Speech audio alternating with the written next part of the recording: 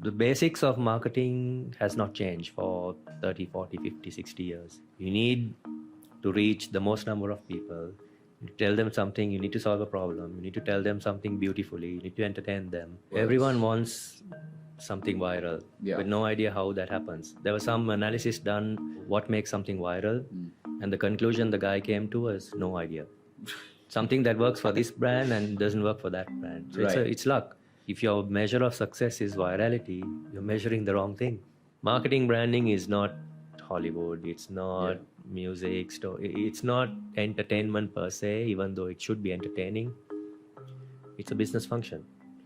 So very often agencies don't understand the business. If there isn't an interesting problem to solve or challenge to, that doesn't interest me.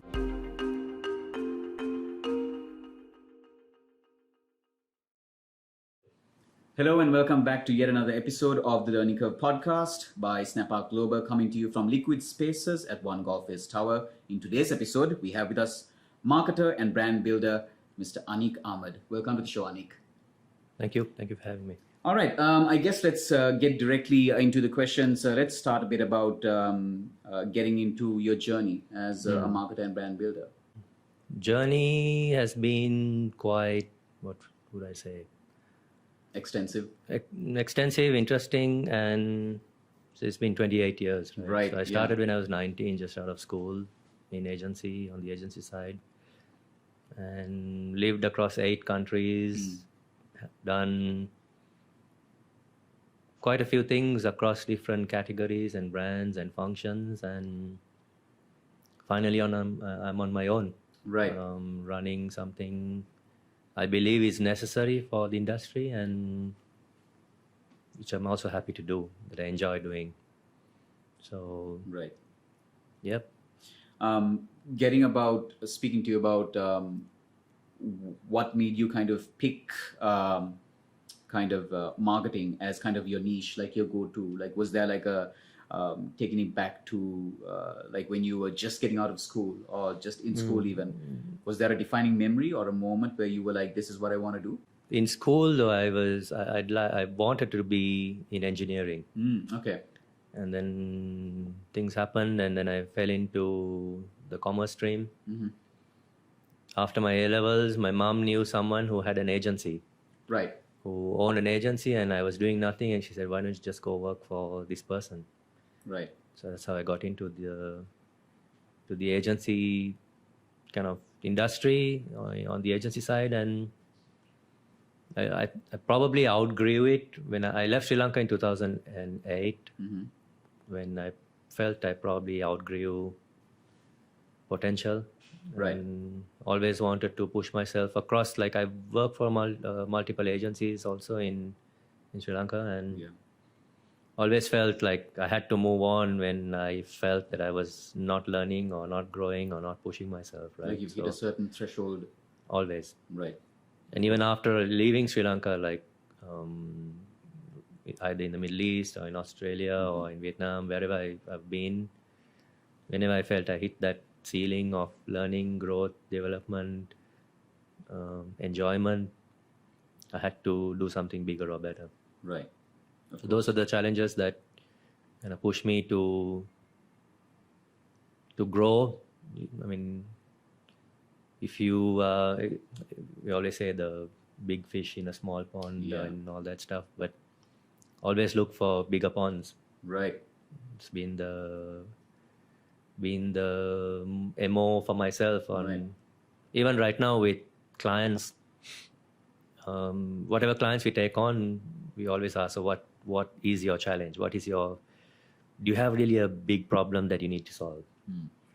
There's so many clients that kind of ask us to be involved, but they don't really have any problem to solve that isn't interesting for us to get involved and kind of diagnose and help with. Right. So it's just also a personal thing of, what's the word, like looking for problems. Right. Yeah. To solve. If there isn't an interesting problem to solve or challenge to, that doesn't interest me. Right. So that's a long answer to what has been my worldview to approaching things. So someone once said, I had a boss 10 years ago. Right. He said, you're always an improvement specialist. Okay. Looking at my wife hates me for that, because being like constructively discontent is a good thing. Yeah. So that's something that drives me Right. and drives us. Fair enough. In terms of challenges, as someone who strategizes in storytelling, what would you say is the biggest challenge in guiding brands to kind of telling compelling stories that helps them reach their target market successfully? So a big challenge now for us across markets is capabilities. When I say capabilities, it also means things like patience, Right. not getting bored with things that have worked, not being impatient, needing to change things. That marketers have this thing of wanting to change things so fast. Like, what's the next campaign? Right. What's the next brief? Like, what's the next thing? Sometimes you don't need to do too much or do too many new things. So that's an issue, I think, capabilities and patience. But a bigger issue for me, like when I speak to clients, is benchmarking. Like one of the first conversation we'd like to have with clients is, okay, tell us what works. Tell us what does not work. Data wise, like not subjective opinion, but I don't like this or that. And very rarely do clients know what works and does not, because they don't measure. Right. They don't spend enough time and budgets or effort, I guess, into knowing what has worked and what they should keep, Kind So of the building on. So benchmarking, I think, is important before doing anything new. So that's been a challenge. In terms of storytelling, I think it's a big issue is strategy. Right. Everyone thinks they can, like, especially from a brand view. I was telling you, like I was saying earlier, for me, my worldview or our worldview is brands serve a business purpose. Yeah. And the role of a brand is to generate value to a business. Yeah. It's not art, or it's not like a hobby, or it's not just for the sake of beauty and design or whatever, right? So very often storytelling is taken out of context of the business. So ask someone, what is this meant to do? It's hard for them to extrapolate or link back to a business problem or a metric, and sometimes you don't even need storytelling as a solution to a marketing or a business problem. I think it's that siloed, what's the word? The siloed kind of segmentation of marketing, advertising, that it's not integrated well enough to work together. Right. So a lot of client teams have a creative person separately, a brand person separately, a media person separately. And that's the days of WPP or whatever, where they kind of split agencies and split functions, right? So Yeah. they've all different companies and different even departments. That's thankfully changing, where it's coming back together. But Yeah. I think that's a big problem. Siloed thinking, benchmarking, Right. and storytelling being thought of as a thing that stands alone. Marketing branding is not Hollywood, it's not music, it's not entertainment per se, even though it should be entertaining. It's a business function. So very often agencies don't understand the business. Right. So things out of context. And so a So- campaign's done, spent on, media is spent on, but we don't know if it has worked, or they don't measure. So that's why I think there is general skepticism within marketing advertising Right. of the value of it, right? So there's a lot of discussion about, should a CMO have a board seat? Should a CMO be part of the board, have decision-making powers, and be a big driver of the business? Yeah. So that's being argued and discussed a lot, but yeah. Speaking of benchmarks, by the way, what do you feel like Sri Lanka can do to kind of not just stay in tune with, but stay ahead of, benchmarks internationally, trends and things like that. But specific to the marketing industry, I think, or even the advertising industry, I think my view is approach things with a sense of not humbleness, but what's the word? Of learning. Yeah. It's very hard to teach someone who knows it all, right? Right. Of course. So I think that sense of needing to learn more, doing better, that's the whole benchmarking thing. Like when I like plan my career, I would say always wanted to be better than I push myself to be better than my peers, then Yeah. better than the market I was in, and try and learn skills and things that I didn't know. That if I met a client, I'd like to know more about their business than them that they do, or more than that they themselves know. So I'd like to be part of that that business. So I think Sri Lanka needs more openness, awareness, and self-awareness. I think for marketing, it's all about empathy, self-awareness. If you don't have that, like I can't go tell someone you're bad at something, Right. because what is good? If you don't know what good is, Yeah. or if your view of what good is a low benchmark, Yeah. you're not never going to go beyond your little Scope of like. scope Yeah. of like thing. Like, Fair enough. Fair enough. so I think push themselves. I know quite a few of my peers or colleagues in agency in Sri Lanka. They've gone overseas, worked for global agencies in various markets like Thailand, Vietnam, wherever. I think more people should do that. Right.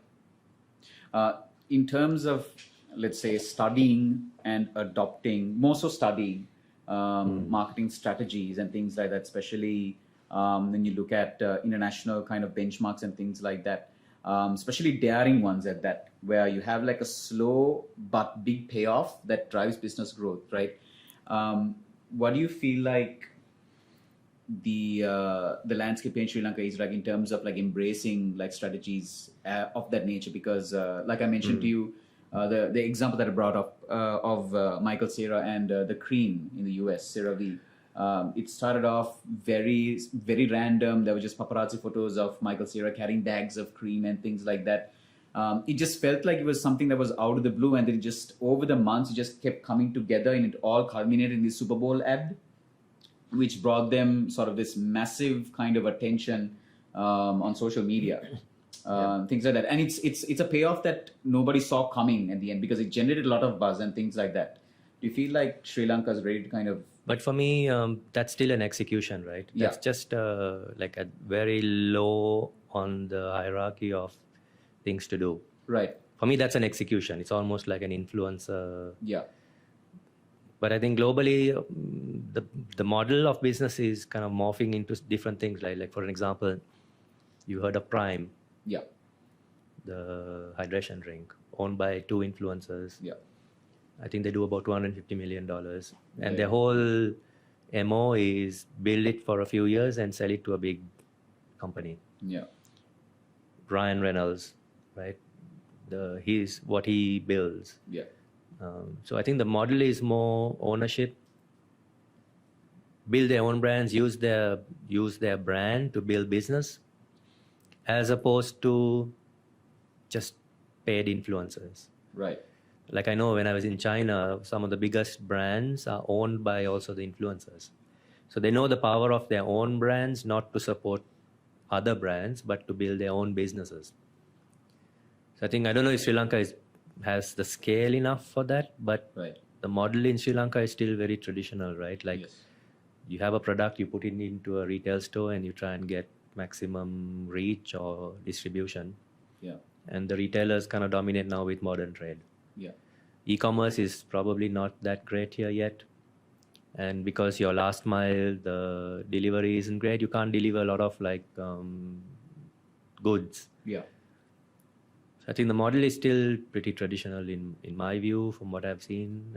I've not lived here for a while, but I haven't seen many new business models yet. Yeah. What I've noticed is that agencies in Sri Lanka are trying to tap into viral marketing now because a lot of their audience is are on social media, but it does feel very disjointed.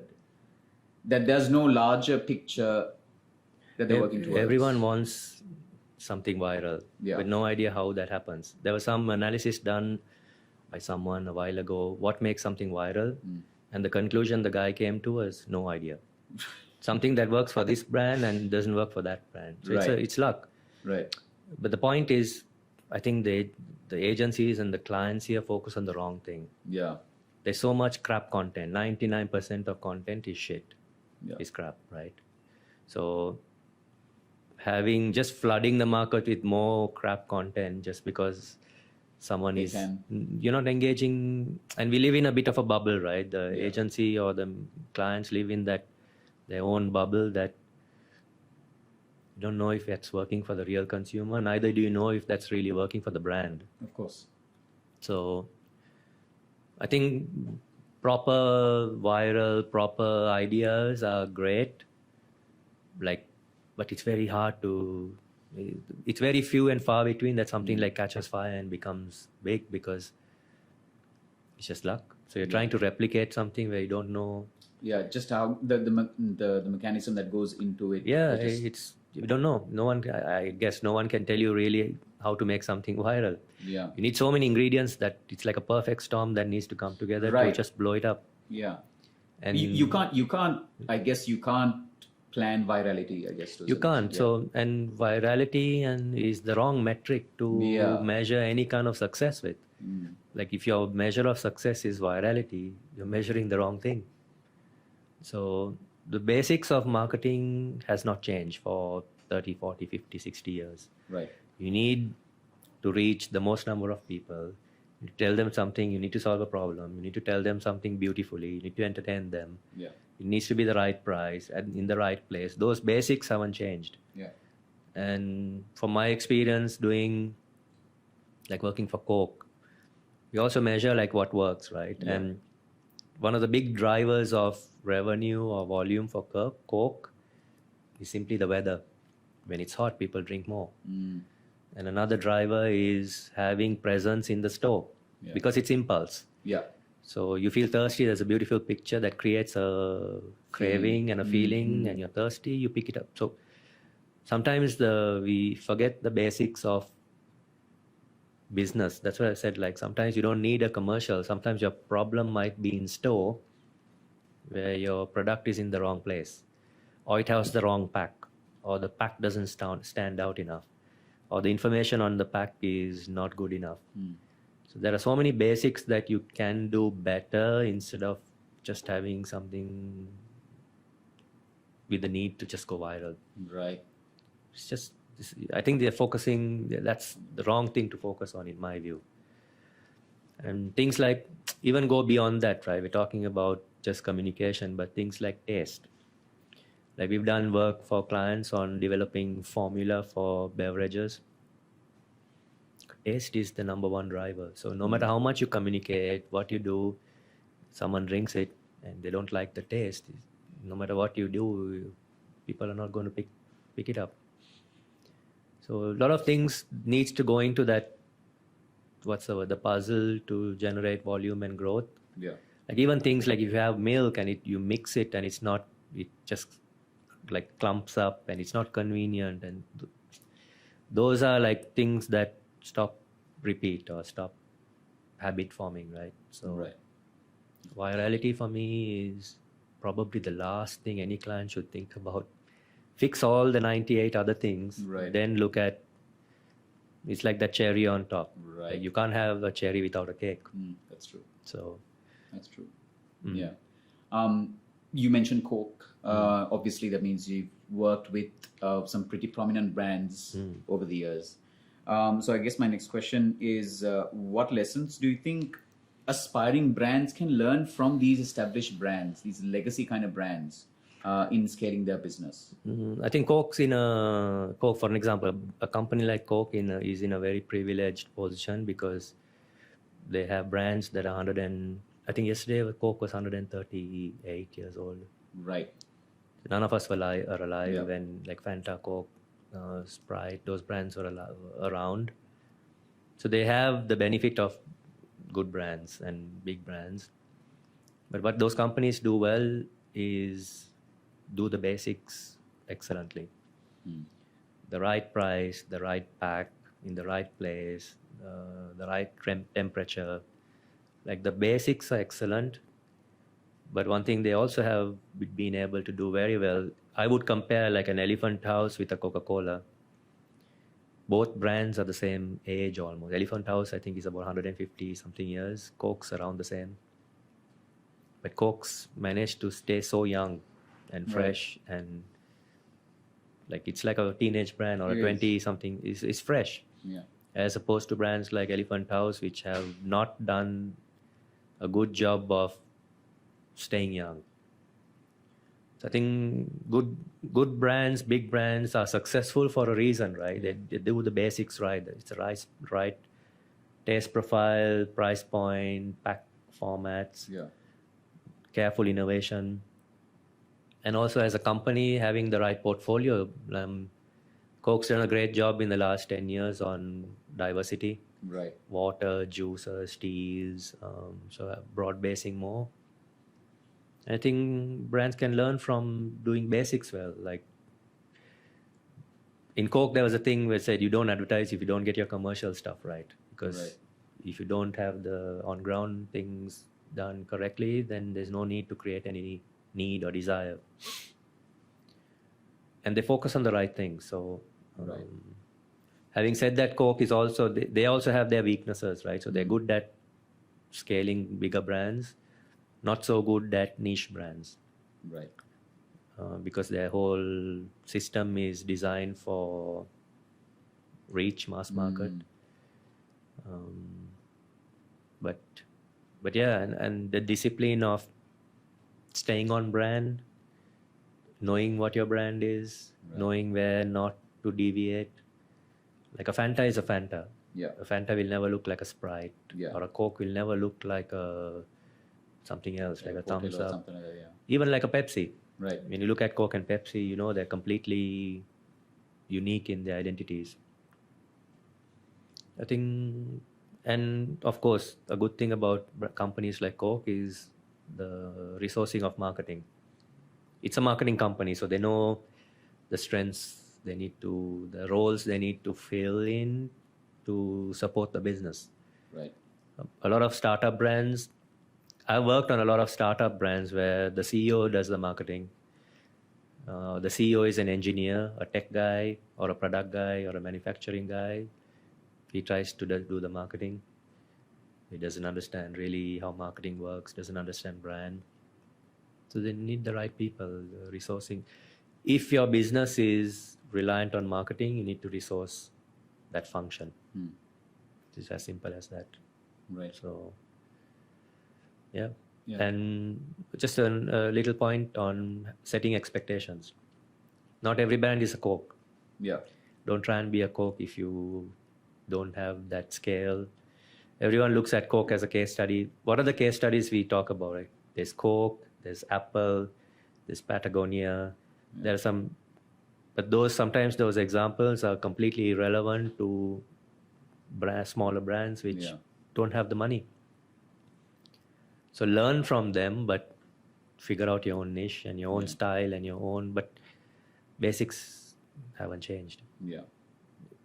Violate the basics at your risk, and brand managers leave in 2 or 3 years. So brand managers come in, they want to change things, they do their own thing, they quit, they leave. Yeah, that just leaves the product lost. Yeah, so the whims of brand managers working at like short-term contracts or short-term is a detriment to brands. So what we do is we do blueprints, like brand books that what we try and tell clients is before you do any execution, you need to know what you are, what you stand for, what are your values, how do you speak, what your personality is.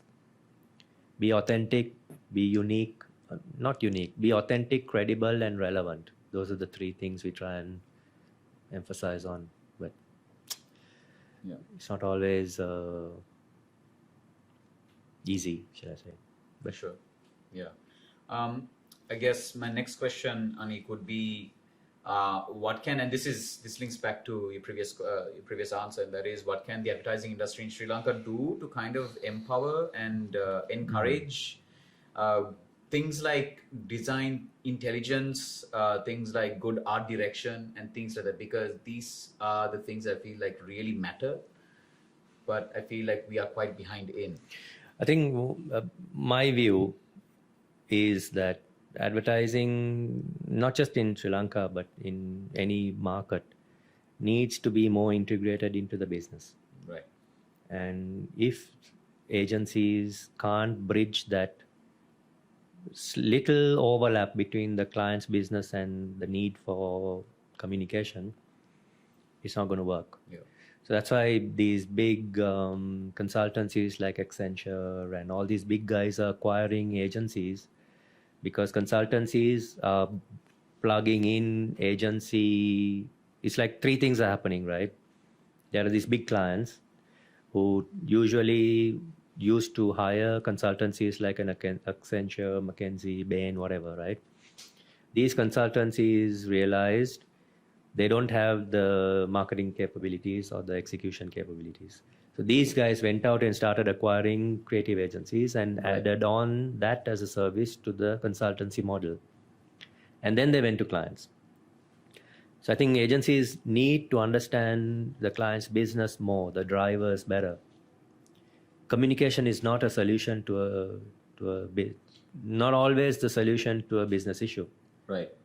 So agencies need to, I feel, play a larger role in the client's business. I think that's very essential before solving communication problems. And I don't know if there are skills. If there aren't skills, they need to acquire better skills to usually what happens is clients hire agency people and make them brand managers. Right. But I think it should also be the other way around, where agencies hire brand managers and make them like custodians of not just communication, but on overall brand. Right. They need to understand conjoint research, pricing, distribution, production, supply chain. So I think that's where agencies probably can step up more now. I guess, Anik, that brings us to my final question to you. And that is, you might have kind of observed this, that AI is quickly now becoming a very big component of the creative industry. And of course, that means, marketing as well. And what do you think is the role that AI is playing right now in the marketing industry, and what role it should be playing in the marketing industry? I think there's a lot of development right now in all the language models, right? They're trying to teach language models to do bigger things than just content. So I think we don't really have a good case study yet on like strategy yet, but technology is here to stay, right? Yeah. So I think strategy, idea, execution all need to go in hand to deliver something. Yeah. AI, I don't know, 5 years ago we talked about virtual reality, augmented reality. Previously there was something else. Yeah. So I think the level of acceleration is pretty high, which is fair. But clients jumping onto AI to do content because it saves money is the wrong approach. Is the wrong approach, because it happens at the execution phase a lot. I've observed. And clients will do that, I think, which is fine. But using AI to save money for me is not the right thing to do. But AI has its role. Like just before I came to Sri Lanka, I'm working on a client where we needed to develop some test stimulus. We were going into consumer testing, and we had like 3-4 days to do some stimulus for testing. Right. And we used AI, Midjourney and ChatGPT and some video software purely for stimulus creation, so that the respondents in the test can react to something. Right. So it has its benefits for use in certain cases, but I'm not sure we would use that for in-market execution. But that's just one example of how we used AI to do some work. But Of course. there's a lot going on. I think brands, clients, agencies should embrace AI in whatever way they can. Because it's an efficiency tool, I think, more than anything else, in my view. With all the other issues surrounding the rights management and legalities of using actual imagery for publication, but it's here to stay, I guess. It's here to stay. Yeah.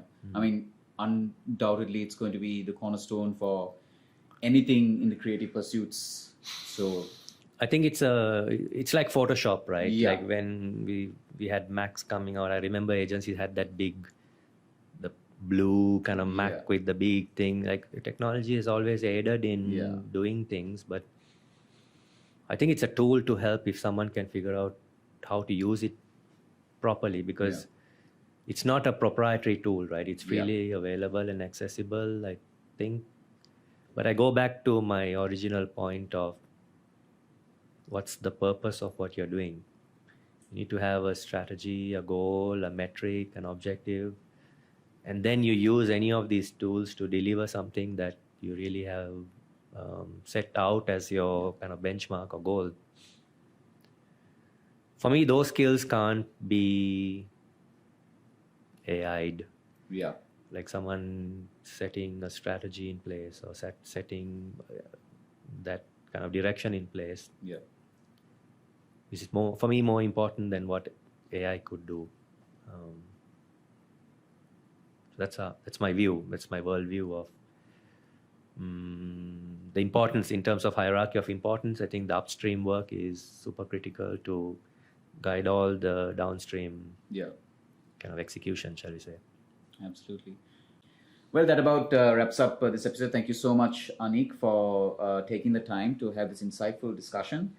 And of course, thank you to our location partner, Liquid Spaces at One Golf Ace Tower. Make sure you catch our future episodes on all major podcast platforms and of course on YouTube. Make sure you follow Snap Ark on YouTube as well. You can also follow Anik on his LinkedIn profile and the Outfit Company on their website, theoutfitcompany.com, right? Yep, outfitcompany.com. Awesome, fantastic. And with that, that's it for this episode, and I will catch you on the next.